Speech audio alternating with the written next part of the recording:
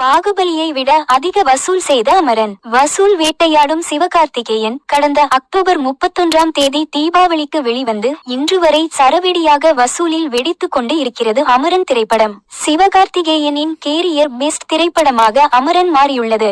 இயக்குனர் ராஜ்குமார் பெரியசாமி இயக்கி இப்படத்தில் சாய் பல்லவி கதாநாயகியாக நடிக்க கமல் ஹாசனின் ராஜ்கமல் நிறுவனம் இப்படத்தை தயாரித்து இருந்தது. உண்மை சம்பவத்தை மையமாக வைத்து எடுக்கப்பட்ட இப்படத்தை தமிழக முதல்வரில் இருந்து சூப்பர் ஸ்டார் ரஜினிகாந்த் வரை அனைவரும் பாராட்டினார்கள். மக்கள் மத்தியில் கொண்டாடப்பட்டு வரும் அமரன் படம் இதுவரை உலகளவில் 310 கோடிக்கும் மேல் வசூல் செய்துள்ளது.